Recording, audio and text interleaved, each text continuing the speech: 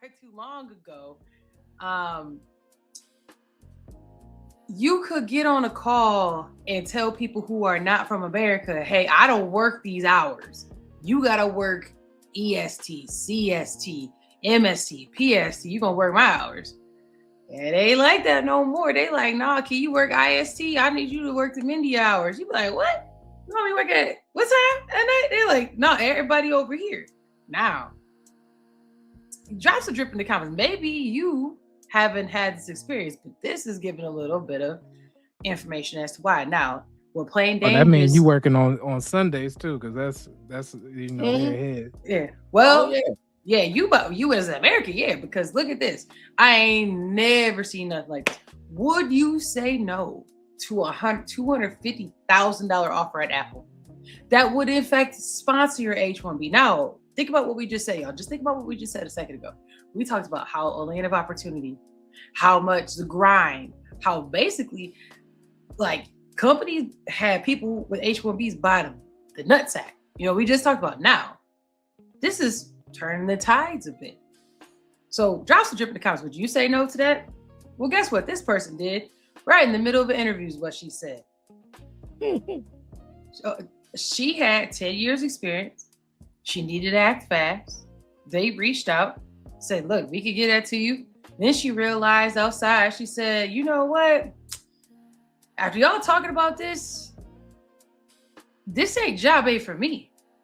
Now, before we go further, plain name, cash is paid, I Squad. Let me know your drip. You think that this is a tide turn? Because about 5-10 years ago, taking everything.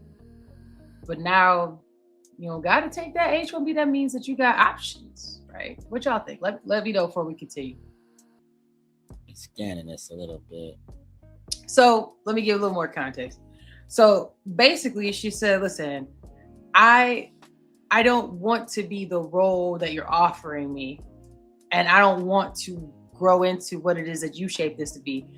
I know I want to be, and if you go down here, she framed her story from ex-analyst to strategic technical product leader. Now, to be an analyst and be a product leader are two different things. An analyst is somebody who's going to do the tactical. They're going to do the work. She's saying, nah, I'm a vision person. I'm a set up what's going to happen, and we're going to do it this way kind of person. I don't want to actually necessarily always do the do. I want to help guide people or set up processes and so forth to help us get there. So, nah, that's strange. First of all, and also she's a woman, right? In the sense of like a woman with the H-1B. So she turned this down. She ended up, it sounds like some people end up getting other roles with this, but I'm just saying, as we just talked about a second ago about H-1Bs and like, oh, we're going to charge, $100,000. Well, who does it really hurt? Sound like the folks who apply to the jobs, they got options. What y'all think? Drop some drip in the comments. Let me know. Y'all think this is different? To me, I think this is a difference in culture and clearly an opportunity. Totally different. It's a different culture. It's a different in self-value. She said, hey, I know I need this, but do I really need this if it's not going to really suit me? She's playing a different kind of game. She looking to the future. She said, I already know what it is I want to do. And judging off of our conversation, you about to work my ass to death. You about to have me out front doing a bunch of ish that I really didn't sign up for. No, I am a team lead. Oh yeah, it's Sun Tzu. Once you cross the border, it's Sun Tzu. Your soul is mine. Exactly. Soon as she signed on the dotted line, it was like, yep, okay. Wake up, motherfucker. Like, whoa, wait a minute, what? Time to work, bitch. Like they about to sit there. I need this by 6 p.m. Eastern time, bitch. Like they about to dog her. I'm on PST. Figure it out. Figure it out. Figure it out. No, but the story that you bring up here is good. Where Apple offers somebody $250K for a role with H-1B sponsorship, clear path to status, big brand name by Americans. Keep this money in mind. You make it $250. Americans, you make it $250. How many of y'all make it $250 to be able enough to be like, I'm worth more? No, that is. H-1B. Now remember what we said. If she didn't have an H-1B, that's $100K on top of that 250. The first time. The first time, but your net worth, that person's net worth, that person's value for that company, if she is new to an H-1B, at minimum was 350 right there. Okay. And also in another case, somebody walked away from 600K, right? Because the role didn't fit the life and leverage that they wanted. These aren't people who hate money. These are people who understand the big salary inside of the golden cage. Yeah. That's still a cage. So what does it mean for you, especially if you're an American, right? Americans are told that the finish line is, get the big band and the big number. But once you're there, that often means one boss, one city, one schedule, and 60 hours a week that you can't get back. So real freedom is optional, right? And having the ability to say no is huge. So if you get that by stacking, right? Stacking what? Skills that monetize in different places, savings, side plays, relationships that are bigger than one company.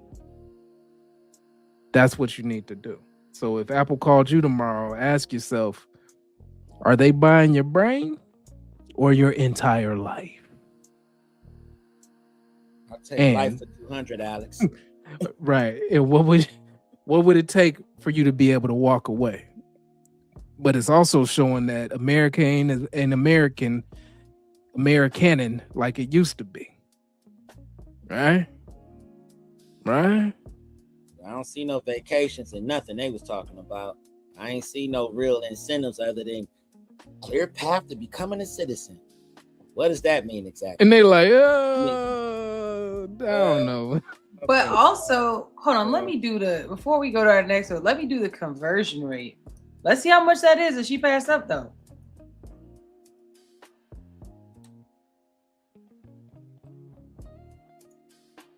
Are you saying what? It was 250. It was 250. Mm-hmm. That is 23,786,860. Well, we'll round up 870. First of all, she wasn't gonna get all of that. That's the other thing. She wasn't gonna get all of that. And for all the people that was gonna have to come over, we'll say 150. Let's do 150. Okay. Let me see what that looked like. What can you do with 14 million? She's gonna have to pay Dame insurance. What kind of house was you gonna have? That's what I'm saying. Listen. It's so much that comes with that. Up. If they make her be in Washington, up in Seattle, that was gonna cost $6,000 a month for an apartment. Hopefully you rooming up with some people. It should start not making financial sense if you start laying it down. Yeah. All right. Let me see what 8 million rupees. The biggest killer is gonna be the insurance. She's gonna have to have some insurance. That's what's gonna murder her. In her first year here, again, first of all, even if she can get it subsidized at 250,000 gross, they ain't subsidizing a damn thing. They like she can afford it. Whatever it is we charging, she can pay it. She get lucky if she in the state where she can actually get like a private insurance to where she can do like what they consider is this what they said? And then she gonna turn around and her coffee gonna be $12. Right. $12 for a cup of coffee. Because she gonna come over and want to get a slice of Americana. She gonna want to do the Arbucks and all of the name brands. Not the Americana. That's what it's about. Everybody want a slice of Americana. They want to come over and and if they young, they want to dress like everybody else is dressing. They want to actually become slightly indoctrinated into the culture, and that shit is expensive right now. Yes, it is. Right. It like the rate of inflation is just too high to even make it palatable to think that 250 in Seattle or in San Francisco is going to be enough. Right. And that's a woman, it just right? isn't. Yeah. Yes, it was a woman. Yes. Now, if that's a man, and you coming over here and you want to date one of these American beauties, and she's singing, "If you love me, you put me in Chanel" and all that old shit, That money Oh, gone. hell no. Rap. Yeah, it's gone. That money's gone. It's gone. You're gonna run your trick bill sky high. And that's not you gotta have a trick bill. That's what it is. That's what it is. And he comes from a culture from overseas. They want to have a lot of babies. You know who popped in the comments? I'm not doing this with you. I ain't gonna do that. I ain't gonna Shout out to Joe. He in the comments tonight. Shout out to Joe. He trying to get us in trouble. All right. We got some other people in here. We definitely don't put that on the mood board. Shout out to Sands family. Shout out to Sands family. Yeah. Thank you for pulling up. Make sure y'all hit that subscribe button. Make sure you hit that like button. Don't cost you nothing. We appreciate the support. Helps the algorithm, y'all. We see other people that comment. And these are conversations that really need to be had. So this is important stuff. I know we joke a little bit in between, but like people really need to understand that it's not just one side of this, and we're not against H-1B. I'm just talking about how companies are taking advantage of all sides of this. Yeah, it's an important subject that we all need to recognize here. Right. And I'm also speaking to that young 28 to 30 something that just got accredited, that's been through school, that owe money to that school, and you trying to, find a way to kind of flip this into something that's going to make some sense for you financially. You got to think about the big picture. It sounds good coming over here at $250, but once you find out what it costs to live here, what it costs to eat here, what it costs to sleep here, what it costs to date here, that shit don't ever even out. So kudos to baby girl for walking away from that. She saw the bigger picture. But it's just interesting because we talked about basically to the grind. So just remember, y'all, if you talk to somebody who might be, I think it's considered second gen immigrant, like a child or someone who maybe their parents came here on the H-1B, and you talk to them about how their parents grinded, their parents would have never said no to that movie. Probably not, because it was worth the risk. But if you see, I'm saying the tides turning a little bit where they're like, no, we have value. Before we get to the next thing, I will point out too. You're right. It was about 5 years ago, right before COVID hit. Yeah, if you were in tech, you were not having to take meetings overnight and all that kind of stuff. Weren't. Another thing that's been changing too is other countries.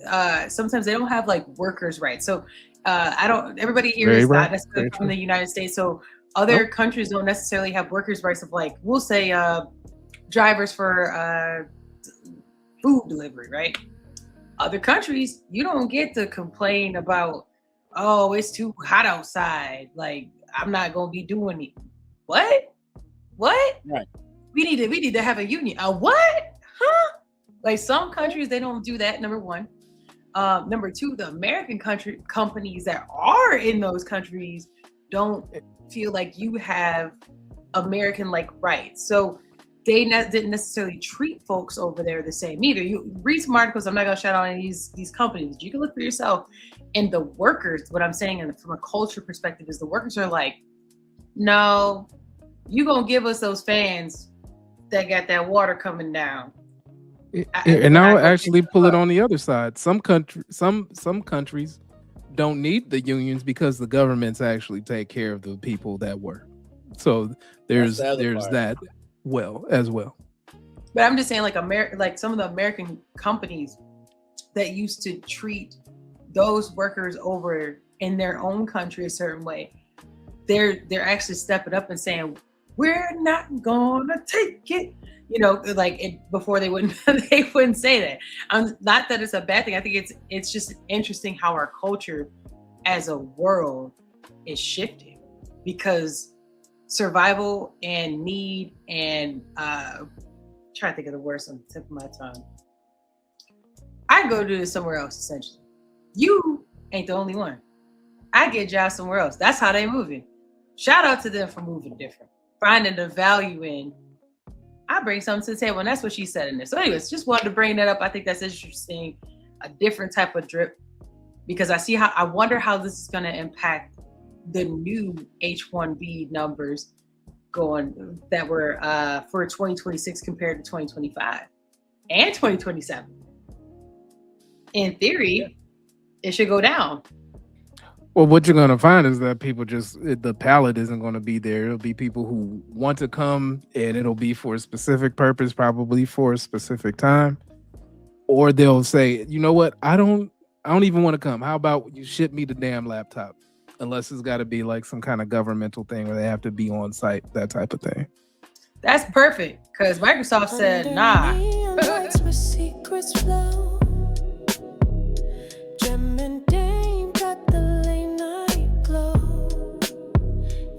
Squad rides where the shadows play, talking truth in the coolest way. Late